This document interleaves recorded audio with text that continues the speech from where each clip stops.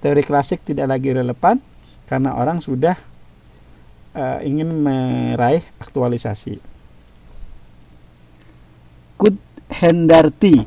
Waalaikumsalam warahmatullahi wabarakatuh.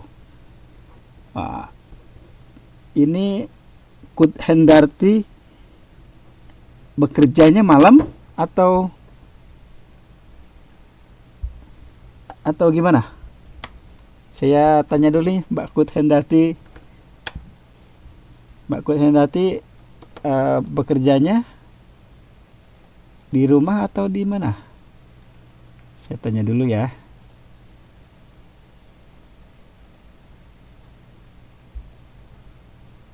Halo, bisa nulis?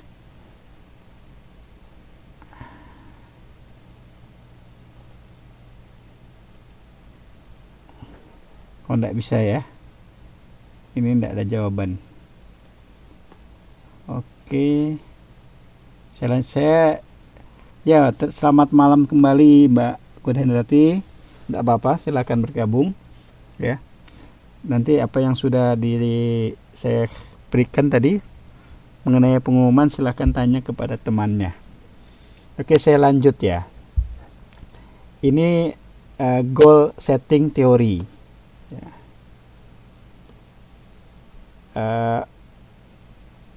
Teori ini gitu ya menggunakan pendekatan kognitif ya.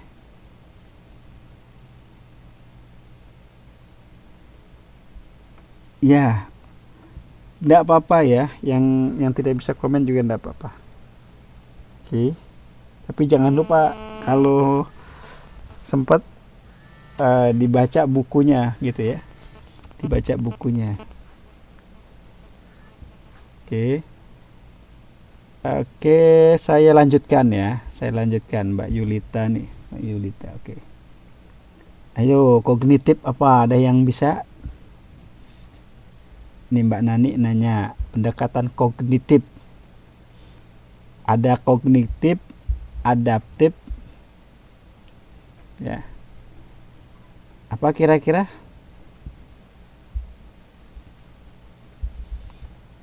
Ada yang tahu kognitif? Silakan yang punya Google cari di Google, yang punya kamus cari di kamus. Dia ada kognitif, ada afektif, ya.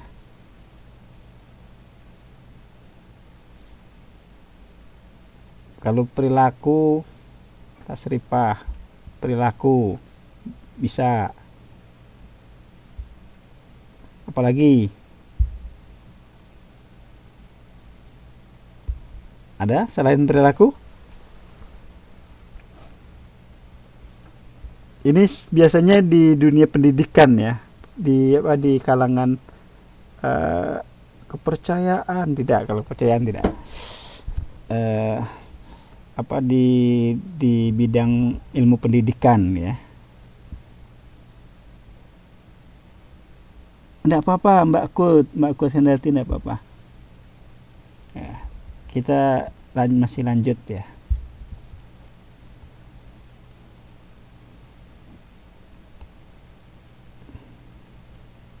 Tentang cara manusia menerima, mempersepsi, mempelajari, menalar. Oke, komennya. Iya betul, memang ranah psikologis ya. Perilaku manusia. Jadi gampangnya tadi seperti yang disebutkan di awal tadi gitu ya. Dia pendekatan kognitif ini menyatakan bahwa penetapan goal secara spesifik yang memberikan tantangan dan disertai dengan respon balik terhadap setiap usaha pencapaian tujuan akan lebih memotivasi karyawan dan meningkatkan kinerja ya. Jadi perilakunya gitu ya. Nah, kebiasaan gitu ya. Orang gitu ya. Akan lebih tertantang gitu ya. Akan lebih tertantang, akan lebih termotivasi ya. Kalau ada guidance, ada petunjuk gitu ya.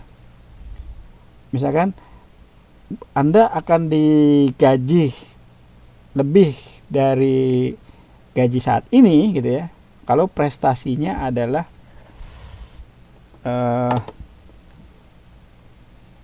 kalau prestasinya adalah melebihi target gitu ya, melebihi target bulanan misalkan. Nah, atau kalau orang accounting misalkan, kalau Anda bisa menemukan atau memberikan penghematan mana yang bisa dihemat, maka bagian accounting akan mendapatkan reward gitu. Nah, kalau bagian penjualan berarti dia akan menentukan penjualan. Jadi secara psikologis gitu ya, secara psikologis orang akan tertantang ya, kalau ada respon balik gitu ya, respon balik dari setiap yang sudah dilakukan ya. Oke. Ada apa namanya,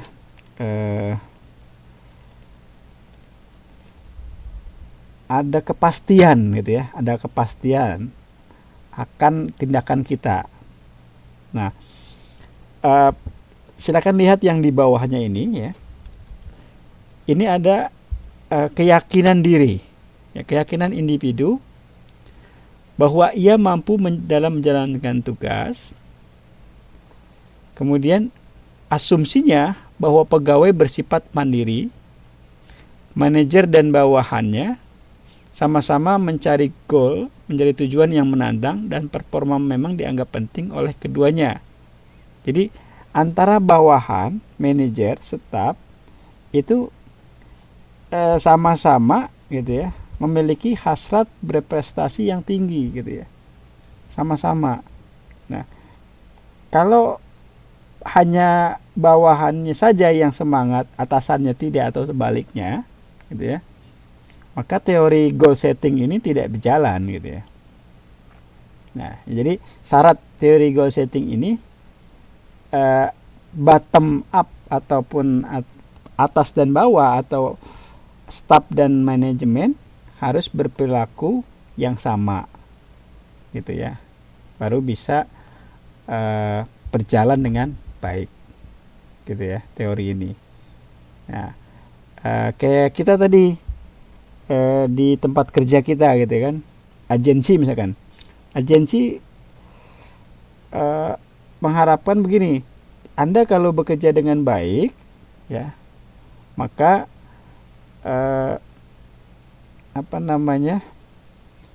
ini mohon maaf agensi yang hubungan, jangan agensi dah, ininya aja di pabrik misalkan ya, di pabrik atau di AMA gitu kan. Nah, atau yang di rumah tangga,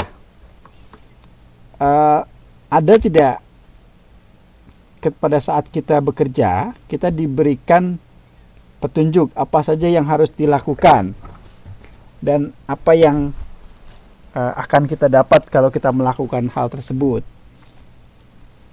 Nah, kalau di pabrik biasanya ini ada gitu ya, tapi yang di sektor informal itu jarang gitu ya.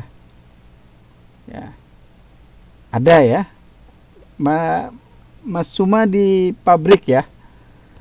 Oke, iya kalau di Mas Suma pabrik. Oke. Nah, pengarahan. Nah, yang baik gitu ya, yang benar adalah ya, SOP atau standar operating prosedurnya gitu ya, aturan mainnya itu harus tertulis gitu ya. Jadi ketika kita bekerja di satu tempat, itu aturan mainnya jelas.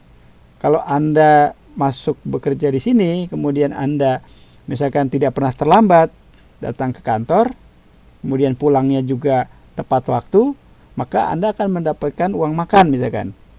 Tapi kalau Anda terlambat, uang makannya akan dipotong. Nah, itu salah satunya gitu ya. Taati peraturan. Tapi semuanya gitu ya. Jangan hanya staf yang diminta, tapi manajemen juga memperlihatkan sesuatu atau contoh yang baik gitu ya. Oke. Ini ada yang saya cepatkan aja nih. Ya, ada yang saya cepatkan nanti. Ini strategi peningkatan kepuasan dan motivasi kerja. Oke. Ya. Oke, kita lanjutkan ya. Ini ada 2 ya. Ini silahkan lihat di halaman 4.18 ya. 4.18. Ini 4.18 sampai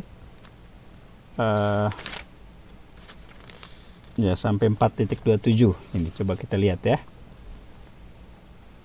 Ada namanya teori penguatan modifikasi perilaku ya. Jadi perilaku atau kebiasaan kita itu dimodif, rasanya dirubah gitu ya. Teori yang menyatakan bahwa perilaku dapat dikembangkan atau tidak melalui pemberian imbalan atau penerapan hukuman. Nah, ini tadi imbalannya ditaikkan ya. Tadinya biasa saja, stabil, tapi begitu dikasih bonus ya, dikasih pengumuman bahwa ya siapa yang mendapat target, melebihi target dapat bonus, maka perilakunya dapat berubah ya. Kemudian ini perhatikan, kerja keras, ramah pada konsumen ya, terutama mengutamakan pelayanan dan menghilangkan perilaku tertentu, misalkan menyia-nyiakan waktu, kasar pada konsumen, mengacuhkan kualitas. Nah, jadi mengacuhkan kualitas ini artinya sudah ada standar bahwa yang produk yang baik adalah seperti A, B, C, D, E, F, G misalkan. Ternyata ada yang dilewati prosedurnya atau ada satu bagian yang dihilangkan sehingga kualitasnya menurun. Ya. Ini ada penguatan positif, reinforcement. Ya, belok dari SOP gitu ya. Sehingga produknya produk gagal. Oke. Kemudian partisipatif manajemen dan empowerment. Nah, ini termotivasi jika mereka memainkan peranan yang lebih besar dalam perusahaan, apakah dilibatkan dalam kembalian perusahaan maupun diberikan tanggung jawab yang lebih besar. Partisipatif, jadi karyawannya itu dikasih kebebasan gitu ya, kasih kebebasan untuk mengambil keputusan. Nah, kemudian ada namanya MBO, Management by Objective. Ya kombinasi ya, tujuan, manajemen berdasarkan sasaran. Ini saya tidak bahas. Nah, ini manajemen by objective. Kita lihat di sini ya. Membangun tujuan organisasinya apa? Pertama dulu ya. Tujuan organisasi ini didirikan adalah apa ya. Tujuan usaha Anda didirikan ini mau ngapain, mau kemana, ini di sini ya. Kolaboratif ya, dengan siapa Anda melakukan pekerjaan ini gitu ya, dengan siapa Anda bekerja sama untuk mencapai tujuan ya, dengan saudara, istri, anak, suami ya, tangga. Kalau di sini berarti kalau perusahaan, manajemen, karyawan, kemudian investor gitu ya, supplier, bekerja sama.